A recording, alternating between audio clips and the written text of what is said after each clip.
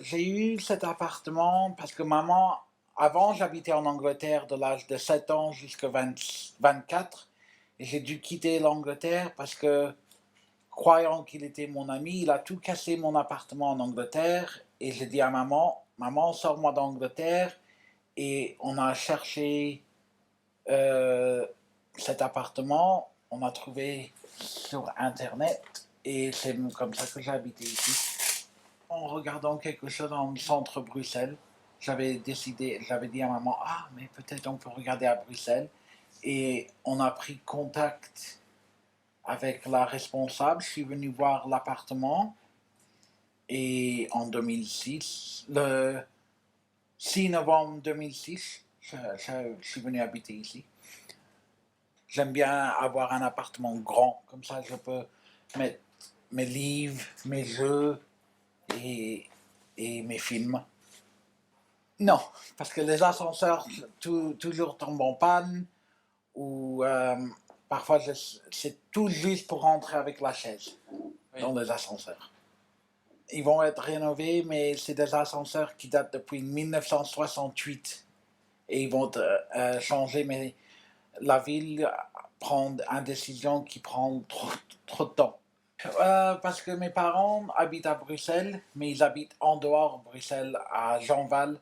Alors c'est un peu loin pour moi de rester avec eux, parce que, parce que moi j'adore le cinéma, et le cinéma, c'est pas tout près de leur maison. Alors ici, c'est, je vais à Dobroker, je vais au cinéma. Faire la cuisine parce que les meubles sont trop hauts. Alors je voudrais, on avait parlé d'enlever le four, comme ça je peux rentrer où il y a le four et mettre un sorte de système où on appuie sur un bouton et tout descend. Parce que pour moi c'est un peu difficile pour prendre une assiette. Ouais. D'ailleurs, on se rend compte que dans notre travail, c'est aussi beaucoup de gestion immobilière quelque part. Parce que comme, allez, on a plus de 35 résidents, donc ça veut dire 35 appartements avec des petits couacs. Et il y a toujours un petit truc à gauche à droite à gérer. Et alors à chaque fois, c'est de savoir si c'est de la responsabilité du propriétaire, du locataire. Si c'est du propriétaire, alors on doit rentrer en contact avec la ville, mais c'est une énorme infrastructure où il faut passer d'abord donner l'information à quelqu'un, qui doit la relayer à quelqu'un d'autre, qui doit encore la relayer aux équipes. Et bien sûr, ils sont toujours débordés, donc parfois enfin voilà, c'est une grosse gestion de tous ces petits, voilà.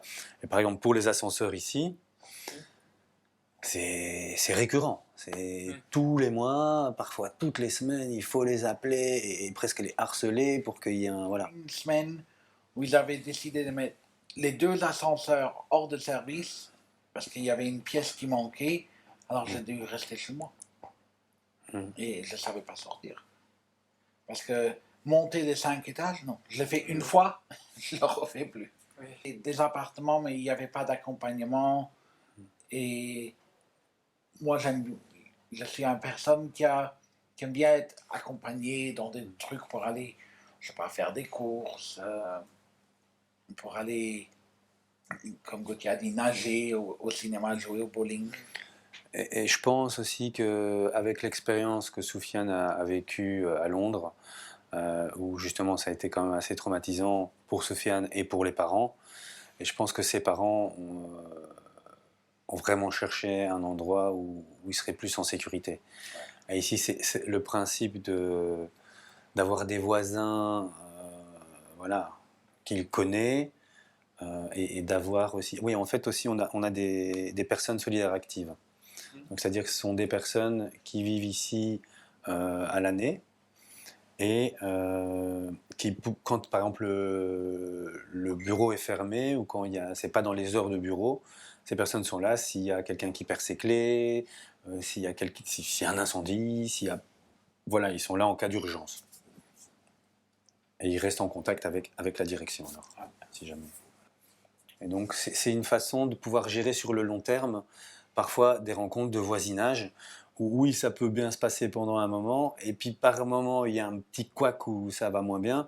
Et là, sur le long terme, c'est aussi une partie de notre relation et de notre collaboration, C'est voilà. Il y a un Si rapport. j'ai un problème, je peux aller dire à Gauthier. Et donc moi je vais rencontrer les personnes et voilà, et en général ça peut simplifier la relation aussi de Soufiane avec ces personnes. Bah, je sais qu'il y a une fois c'était voilà, Soufiane il avait un tapis, Qui est le voilà, tapis là, dans la chambre. qui est un super beau tapis, Marocain. ouais voilà, qui a quand même une valeur. Et Soufiane voilà invite Moi, je quelqu'un et dit, fais, tu peux il l'avoir. fait oh, tu peux l'avoir, donne-moi un autre tapis, et l'autre il ramène un autre tapis, mais voilà. Et en fait là, ben, c'était peut-être même pas voulu, mais ce qu'il y a, c'est qu'à un moment, bah, c'était pas juste. Non. Et ben voilà, il y a eu rencontre avec cette personne et le tapis est revenu. Mais c'est ce genre de choses où parfois, bah, Elle habite à Dubaï. C'est compliqué. J'avais une qui habitait en Angleterre, mais elle a décidé de finir de médecin fini. En conférence en Angleterre. Et on s'est tenu contact et on s'est échangé WhatsApp. Et 3 jours après, on s'est mis. Avant, j'étais avec elle. Et après, on s'est disputé parce que sa famille ne voulait pas que je suis avec elle parce qu'ils sont musulmans et ils voulaient que je te convertissent. me convertir en musulman. Mais moi, je ne suis pas musulman.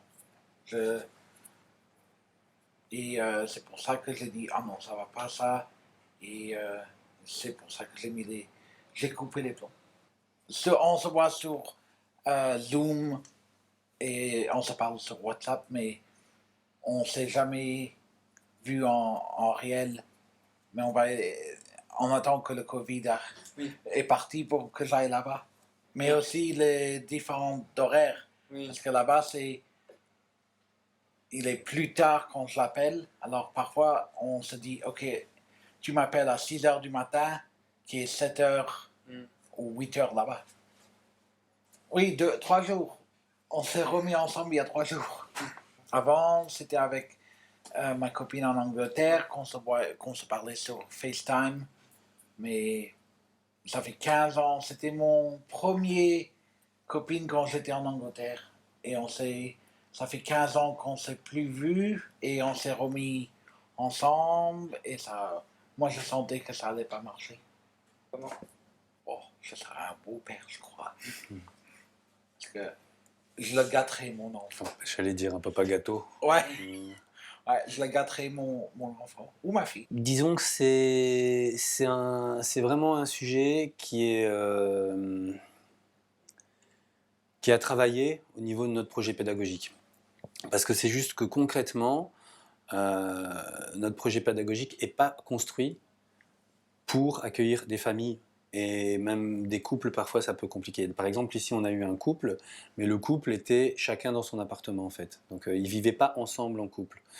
Et on a eu des expériences par le passé, moi je ne travaille pas encore, mais où mes collègues m'ont dit que c'est compliqué, et en fait c'est une dimension en plus. Donc on voudrait aller vers ça, mais aujourd'hui avec, je vais dire, la structure actuelle et le temps de travail en fait, je pense que c'est pas suffisant, parce que c'est une dimension en plus qui nécessite vraiment une réflexion, et donc pour l'instant ça n'a pas encore été voilà, on n'a pas encore eu de situation où on a des couples avec enfants qui ont demandé pour venir habiter ici. Donc on ne s'est pas posé la question, mais on est en train d'y réfléchir en fait. Voilà. On a tout un programme de formation pour l'équipe autour du sujet Evras, justement pour traiter de ces thématiques. Pour l'instant, en fait, chaque résident a un référé. Et donc son travail, c'est travailler pour le référent. Si maintenant on accueille un couple, il y a une notion de territoire. C'est-à-dire, tant que le couple va bien, le couple il va bien. Il n'y a pas de problème. Mais si un jour il y a un problème, qui on met, qui reste, qui s'en va. C'est des questions pratico-pratiques où on en a déjà parlé, Et où donc on essaye de réfléchir à ça, mais on n'a pas encore eu vraiment de situation concrète à gérer. Mais donc là, on voudrait pouvoir accueillir des couples, et en même temps, on se rend compte qu'avant d'accueillir, il faut réfléchir en fait à la situation avant, et que déjà, pour le projet actuel, on a, allez, on n'a pas assez de travailleurs sociaux pour toutes les problématiques qui sont déjà actuelles. Donc, c'est vraiment se dire, on voudrait bien dire oui, mais si on dit oui, il faut qu'au niveau institutionnel et au niveau structurel, ce soit réfléchi avant. Sinon, on va se retrouver avec une situation qu'on risque de vraiment pas pouvoir gérer en termes de temps pour aider les personnes. Mais maman et papa voudraient que je trouve une fille à Bruxelles. Mais c'est pas facile.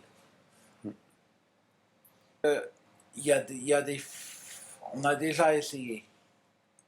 Je me suis déjà inscrit sur des sites de rencontres et ça n'a pas marché pour moi, alors j'ai pas aimé.